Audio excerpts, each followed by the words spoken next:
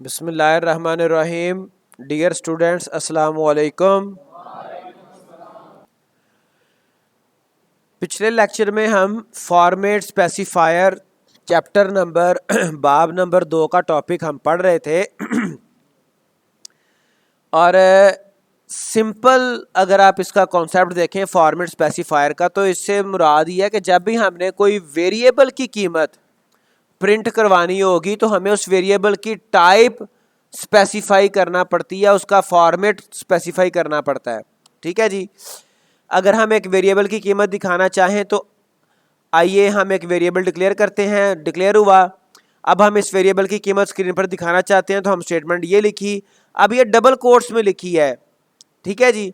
लेकिन इससे हमारा मकसद हासिल नहीं हुआ क्योंकि ये स्क्रीन पर दिखाता है एज, वो उसकी एज की कीमत नहीं दिखा रहा, 35 नहीं दिखा रहा, वो एज लिखा हुआ दिखा रहा है। वजह क्या है ये मैंने आपको बताया था। ये वेरिएबल एज में महफूज की हुई कीमत नहीं दिखाता, बल्कि जो भी प्रिंट एफ की वावेन में लिखा है उसके डबल कोट्स में जो लिखा है, ठीक है जी, वो ही दिखाता है। दर हकीकत हमें फॉर्मेट स्पेसिफायर को इस्तेमाल करते हुए इस डाटा के फॉर्मेट की वजाहत करनी पड़ेगी जो हम स्क्रीन पर दिखाना चाहते हैं।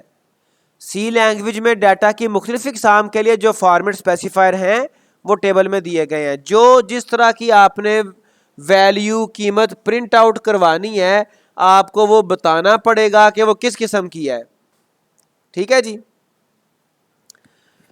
इंट %d और %i, फर्ज करें आपने कहीं से खाना ऑर्डर किया, खाना आपने लेना है, ठीक है, आपने पिज़्ज़ा लेना है, तो आपको बताना पड़ेगा कि उसमें स्पाइसेस कितने होंगे, आपने किस किस्म का पिज़्ज़ा लेना है, चिकन वाला लेना है या वेजिटेबल्स वाला लेना है या कौन सा लेना है, उसमें क्या क्या चीज़ें आपने इस्तेमाल करनी है, डलवानी है।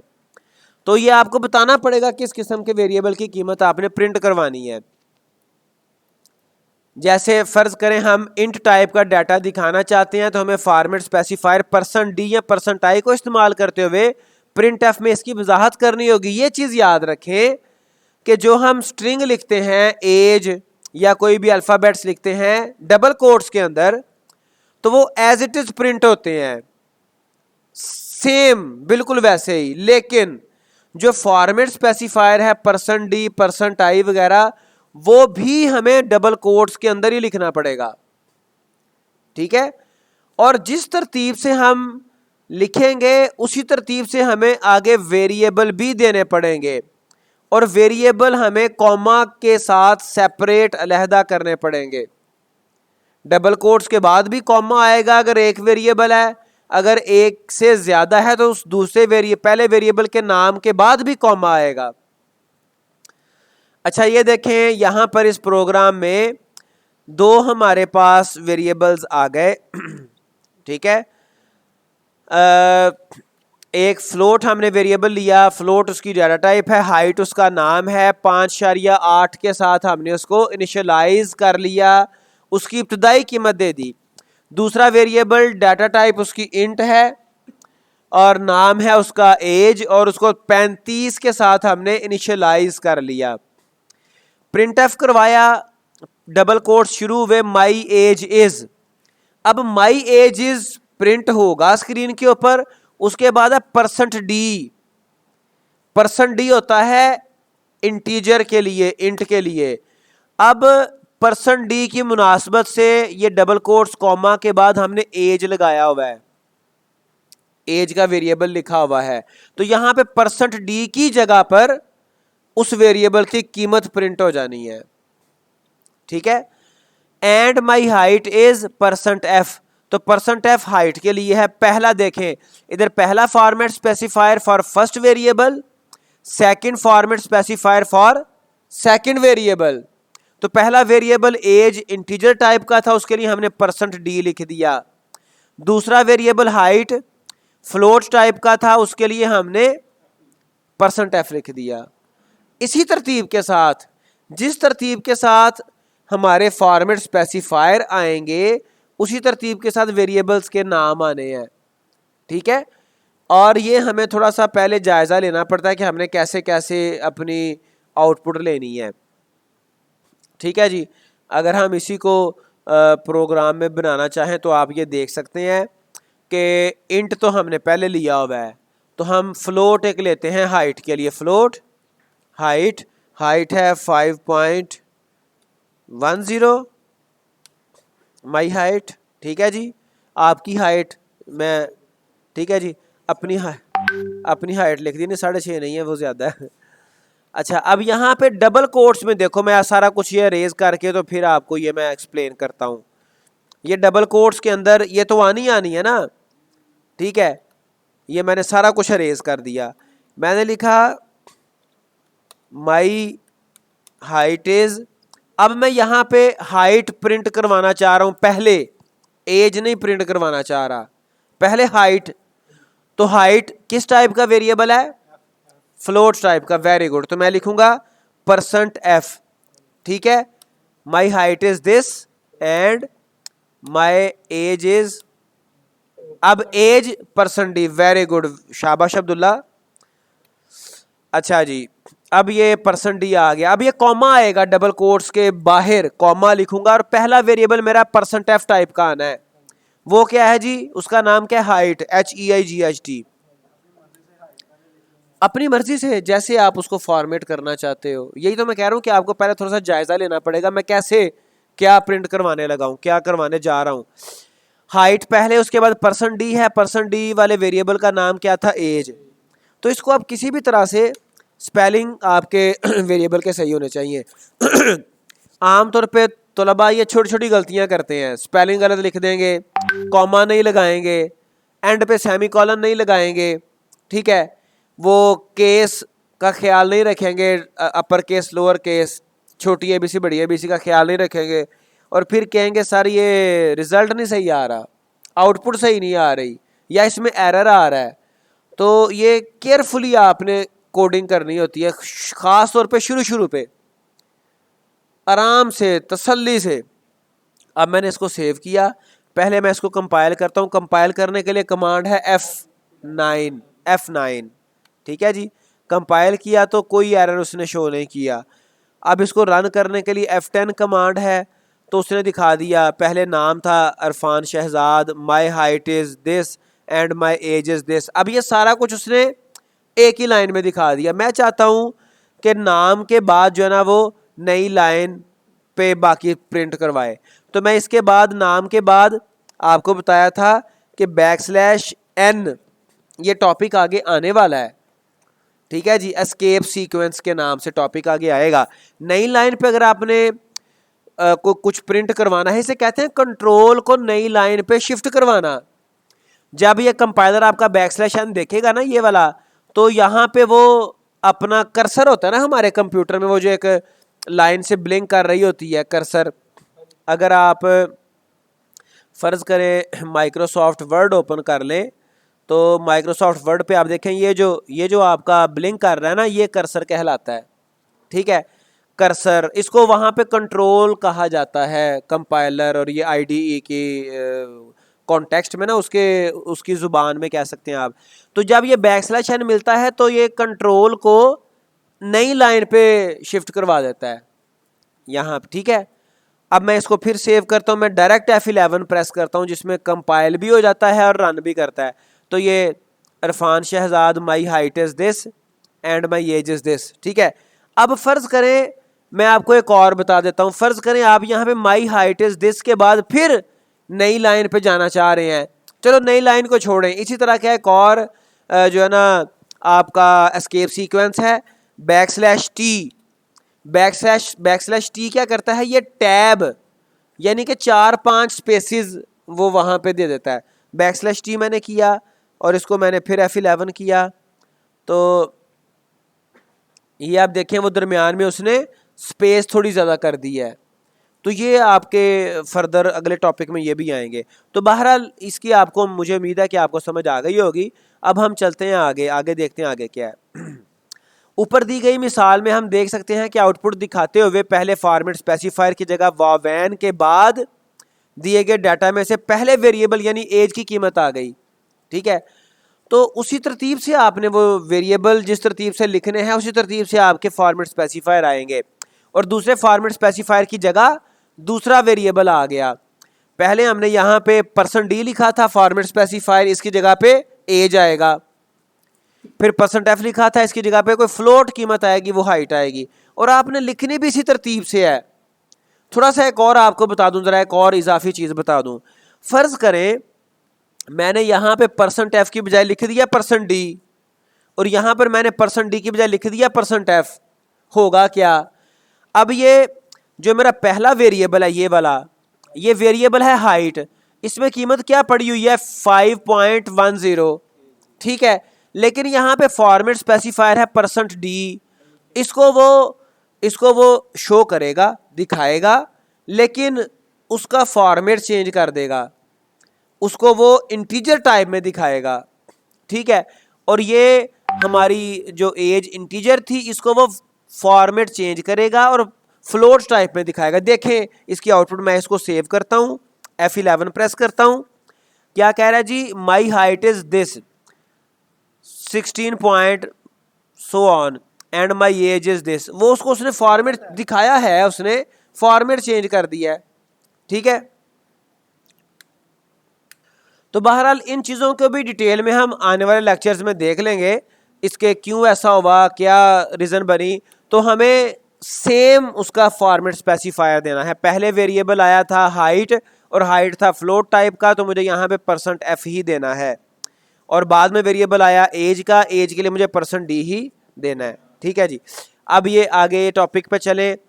अहम मालूमात, जब हम फ्लोट की कीमत दिखाने के लिए %f इस्तेमाल करते हैं तो ये डेसिमल पॉइंट के बाद 6 हिंदसे दिखाता है, ठीक है। अगर हम चाहते हैं कि डेसिमल पॉइंट के बाद आने वाले हिंसों की तादाद खुद बताएं, तो हम %nf लिख सकते हैं, जिसमें n से मुराद हिंसों की तादाद है। ऊपर दी गई मिसाल में हम ये स्टेटमेंट लिखें, अगर ऐसी स्टेटमेंट लिखें, फ़र्ज़ करें ये हम अगर 2 हिंसे दिखाना चाहते हैं या 1 हिंसा दिखाना चाहते हैं, तो %f के से पहले मुझे n की जगह पे लिखनी है नंबर, मैं 3 लिख देता हूँ, ठीक है जी। तो ये F11 प्रेस करता हूँ, तो ये आ गया, नहीं वो %f के साथ 5.100000 आ गया। असल में यहाँ पे ये जो उसने रिजल्ट सही शो नहीं किया, यहाँ पे 3 नहीं आएगा, यहाँ पे आएगा 0.3, 0.3, ठीक है। इशारिया के बाद 3 डिजिट दिखाने हैं तो 0.3, इशारिया के बाद 1 डिजिट दिखाना है तो 0.1, 2 डिजिट दिखाने हैं 0.2। अब इसको हम कंपाइल करके रिजल्ट चेक करते हैं। तो ये मैंने अपनी हाइट फ्लोट के साथ 0.3 लगाया, उसके % और f के दरमियान।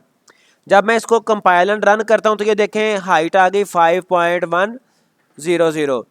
अगर मैं इसको चेंज करता हूँ 0.3 की बजाय करता हूँ 0.1, ठीक है, तो ये आप देखिएगा जब मैं इसको कंपाइल एंड रन करता हूँ तो 5.1 वो शो कर रहा है, इशारिया के बाद 1 वो डिजिट दिखाएगा, ठीक है।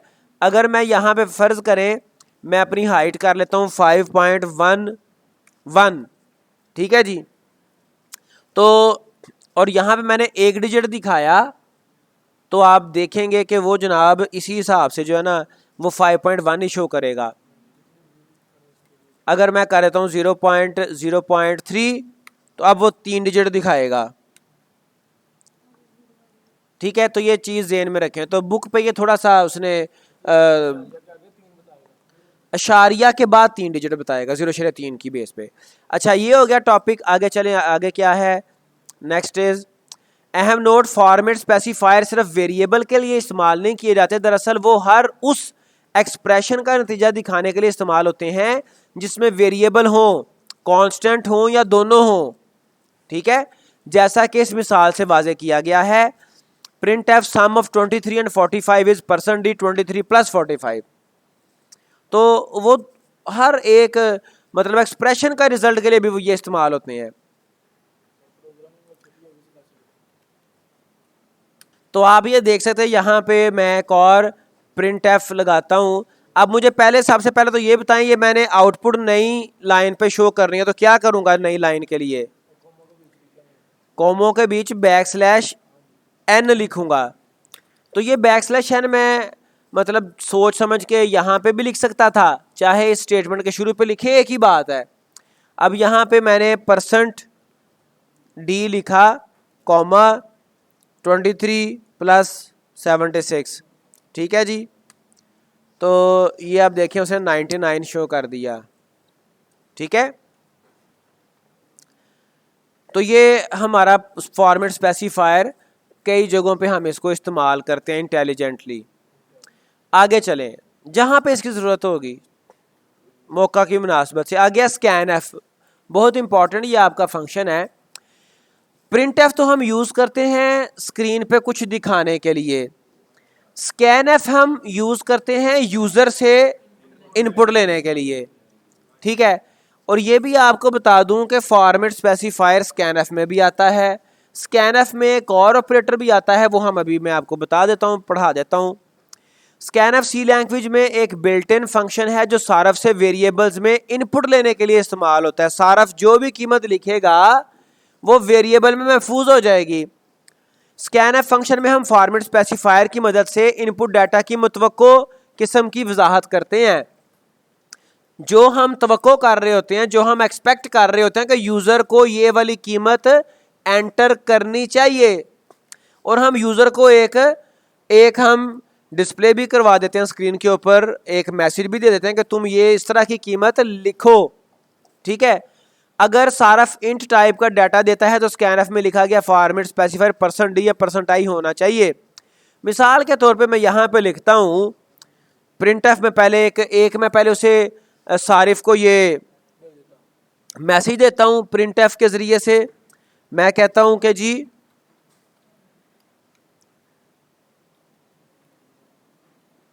Please enter your age in digits, ठीक है। Please enter your age in digits, digits मतलब नंबरों में, और यहाँ पे मैंने ये कॉलन लगा दिए, ठीक है। अब इधर प्रिंट-एफ का काम सिर्फ प्रिंट दिखाना है, स्कैन-एफ स्टेटमेंट वक्री आएगी। स्कैन-एफ ऐसे ही प्रिंट-एफ की तरह से इसके पैरेंथेसिस आएंगे, एंड पे सेमीकोलन आएगा, ठीक है।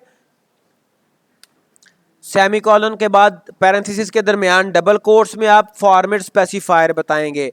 चूंकि डिजिट्स में आनी है एज, और आप फिर %d बताएंगे, और प्रिंट-एफ की तरह से डबल कोट्स के बाद कॉमा आएगा और वेरिएबल का नाम आएगा, कोई भी एज आप लिख लो, उसी वेरिएबल में दोबारा इनपुट आ सकती है, कोई इशू नहीं है, ठीक है।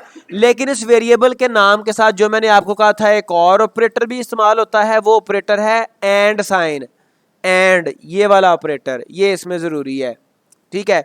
जब आप इसको प्रोग्राम को रन करते हो, मैं इसको एक दफ़ा मैं इसको प्रिंट करवा लेता हूँ इनपुट लेके, और यहाँ पे ये जो मैसेज मैंने प्रिंट करवाया स्कैन-एफ से पहले, इसके शुरू पे भी मैं बैकस्लैश n लगा देता हूँ नई लाइन पे जाने के लिए, ठीक है। अब मैं यहाँ पे जो मैंने नई एज प्रिंट स्कैन-एफ की है, नई एज यूज़र से ली है, वो मैं प्रिंट करवाता हूँ। तो प्रिंट करवाने का बहरहाल तरीका वही है, डबल कोट्स में मैं कोई मैसेज दे सकता हूँ। मैसेज मतलब क्या कि जी एज इज़, ठीक है, आगे %d, और यहाँ पे मैं लिख देता हूँ कॉमा एज, ठीक है। प्रिंट वैसे ही होगा। अब मैं इसको F11 से कंपाइल एंड रन करता हूँ, तो ये देखें बाकी सारा कुछ तो ऊपर वो वैसे ही शो करवा रहा है, कह रहा है please enter your age in digits. अब आगे कर्सर ब्लिंक कर रहा है, यहाँ पे मुझे कोई उम्र, कोई एज हिंदसों में लिखनी है, तो मैं यहाँ पे लिख देता हूँ 34, ठीक है।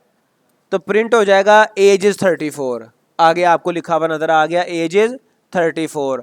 तो ये कुछ अभी स्कैन-एफ के कुछ इश्यूज़, कुछ चीज़ें आगे भी वो आएगा, मिसालें आएंगी, लेकिन आज के लिए इतना ही, बाकी इंशाल्लाह कल हम पढ़ेंगे।